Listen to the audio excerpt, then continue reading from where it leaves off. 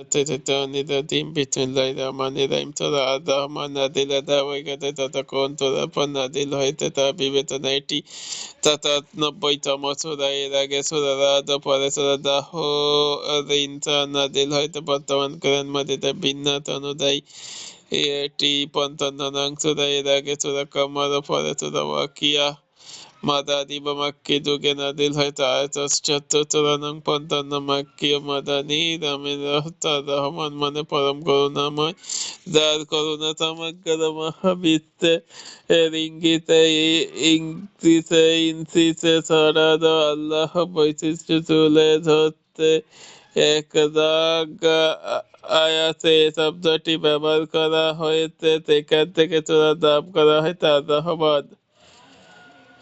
বেদাস্তিব আল্লাহর বড় বড় কিছু নিদর্শন, আল্লাহর ক্ষমতা, রবের অনুগ্রহ, এছাড়া শুরু হচ্ছে সম্পর্ক মহান আল্লাহ তাআলার পবিত্র নাম রহমান পরম করুণাময় উল্লেখ করা মাধ্যমে সূরাটির শুরু আর শেষে উল্লেখ করা হয়েছে আল্লাহর আরেকটি নাম জুল জালালি ইয়ারিকা বাবা মাহাত্ম সম্মানের অধিকারী, অর্থাৎ শুরু ও শেষ মিলিয়ে আল্লাহ গুণ বা বৈশিষ্ট্যের উপর প্রকাশ করা হয়েছে।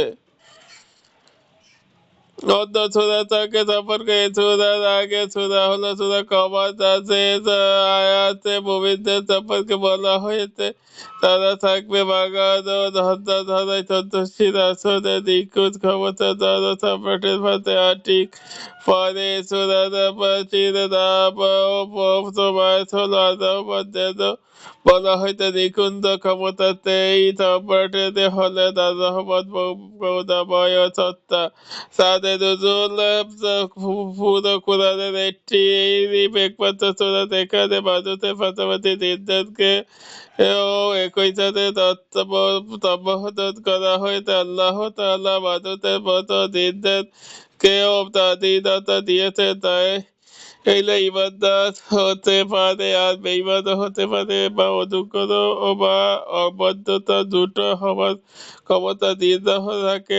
মানুষ ও জিন উভয় জাতিকে আল্লাহ তাআলা অগণিত নিয়ামতের মধ্যে ডুবিয়ে রেখেছেন, আর এই সূরাতে তাদেরকে বারবার একথা মনে করিয়ে দিয়েছেন যে আল্লাহ দেখতে তার এই নিয়ামত ব্যবহার করে কারা তার অনুগত করে আর কারা তারা অবাধ্যতা হয়। তিনি বারবার বলতে রেখেছেন তোমরা আল্লাহর কোন কোন নিয়ামত থেকে অস্বীকার করবে।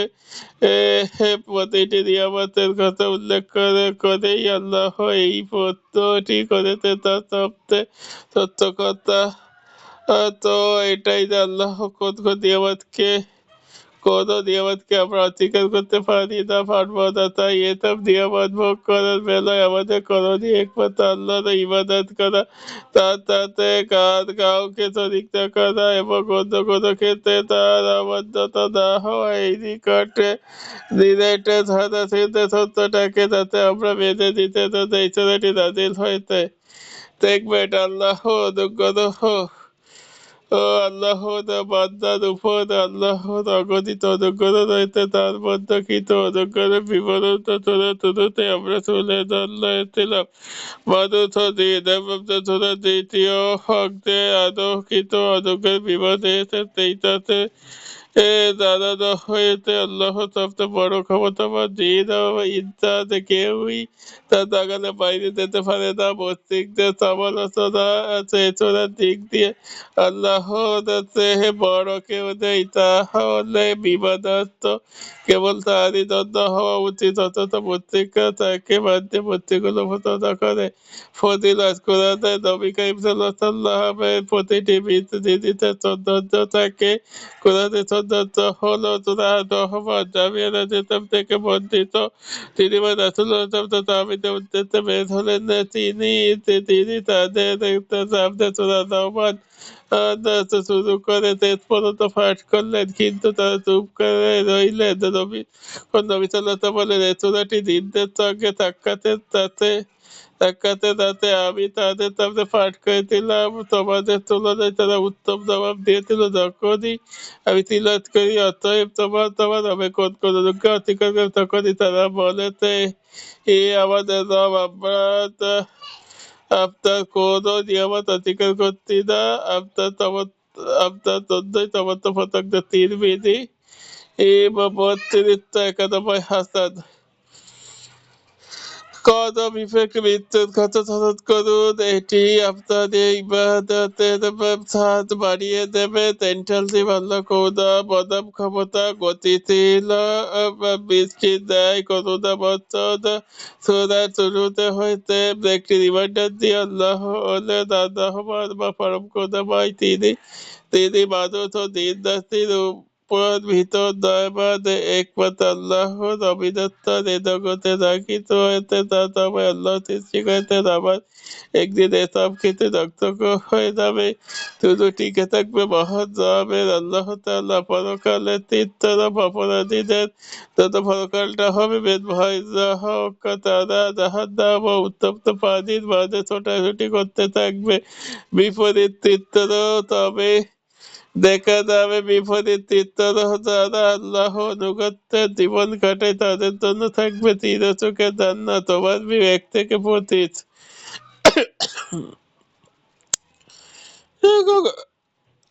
গোলামদের উপর আল্লাহর বেশ কিছু নিয়ামত বা অনুগ্রহের কথা স্মরণ করা হয়েছে। ২৬ থেকে ৩০, ৫৩ ও ৭৩ অতীত একমাত্র আল্লাহ এর কথাটা উচ্চারিত হয়েছে। ৩১ থেকে ৩৬ আল্লাহ ক্ষমতা সামনে দিন মানুষের সামর্থ্য অতি নগণ্য থেকেও নগণ্য, তাহা আবার স্মরণ করানো হয়েছে। ৩৭ থেকে ৪৫ পরকালে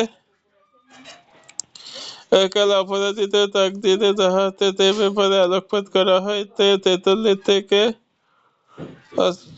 শেষ পর্যন্ত এদের যে সময় মুত্তাকি ইবাদত কর্মশীল ব্যক্তিরা কেমন থাকবেন তা জানিয়ে দেওয়া হয়েছে।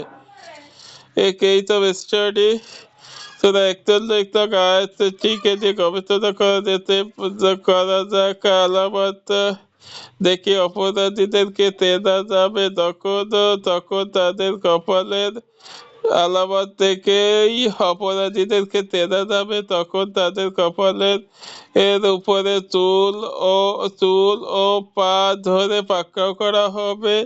আমাদের উঠতি বয়সী ছেলেগুলো দেখলেই মনটা কেঁদে ওঠে। এদের পড়াশোনা বালাই নেই, হাতে স্মার্টফোন, এরা গ্যাং কালচারে অন্তর্ভুক্ত। ও এদের মধ্যে সবচেয়ে বেশি মিল পাবেন হেয়ার স্টাইলে। প্রত্যেকে একে লম্বা চুল, তবে তা বাবরি নয়। এই চুলে যার ভেতরে যায় না, বরং সামনের দিকে ঝুলে থাকে আধা হাত। অথচ এমন চুল কাঁধের সাইড বহন করে, তাহা উপরের আয়াতে আল্লাহ ইঙ্গিত করে দিয়েছেন অপরাধীদের কপালে এর চুল ও পা ধরে ট্র্যাক জোড়া করে জাহান্নামে ছুঁড়ে ফেলা হবে। দুনিয়াতে বসেই যদি আমরা জাহান্নামীদের লেবাস তরিলে তাপিয়ে চলাফেরা করি, এর চেয়ে কষ্টকর আর কি হতে পারে।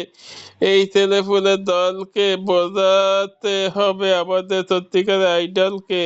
এছাড়াও নবী সাল্লাল্লাহু আলাইহি ওয়াসাল্লাম আমাদেরকে এইসব কাজ থেকে আমাদেরকে নিষেধ করেছেন। অর্থাৎ মাথার কিছু অংশে চুল বড় রেখে তা কিছু অংশে কেটে ফেলা যাবে না। বুখারী ৫৯, ৬৯, মুসলিম ২১, ২০। রিফ্লেক্টর পরম করুণাময় যিনি খোদার শিখিয়েছেন, মানুষ সৃষ্টি করেছেন এবং তাকে অভিজাত প্রকাশ ভঙ্গি শিখিয়েছেন। এভাবে শুরু হয়েছে সূরাটি। সূরার পুরোটা জুড়ে রয়েছে মানুষ ও দিন রাত্রির উপর আল্লাহ তাআলার অসংখ্য নিয়ামতের বর্ণনা। তবে সবগুলো আগে যে নিয়ামতটির কথা উল্লেখ করা হয়েছে তা হলো কোরআন শিক্ষা দেওয়া। এর কারণ কি? কারণ এটি হলো সব নিয়ামতের সেরা বদ্ধতাপূর্ণ এবং সবচেয়ে বেশি উপকারী কোরআন থেকে নিয়ামতটি মানুষকে পূর্ণতা দান করে। আল্লাহ তাআলা আমাদেরকে মানুষ হিসেবে সৃষ্টি করেছেন। এই নিয়ামত বলার আগে কোরআন শেখানোর কথা উল্লেখ করেছেন। কোরআন না শিখলে সেই অনুসারে জীবন না না সাজালে কেউ পূর্ণ মানুষ হতে পারে না। এখানে এই ইঙ্গিত পাওয়া যায় তারা তাদের রবের সামনে দাঁড়াতে ভয় পায় এবং সে অনুযায়ী কাজ করে। তাদেরকে জন্য রয়েছে যে তাদেরকে দুটি জান্নাত দেওয়া হবে। আল্লাহ তাআলা তার বর্ণনা দিয়েছেন 54 নং আয়াতে। আর জান্নাত দুটি ফল থাকবে একেবারে কাছে। এখানে আমাদের মনোযোগ দিয়ে ভাবার বিষয় হলো একেবারে কাছের একটি শব্দ দিয়ে জান্নাতের ফলগুলো জান্নাতীদের একেবারে হাতের নাগালে থাকবে।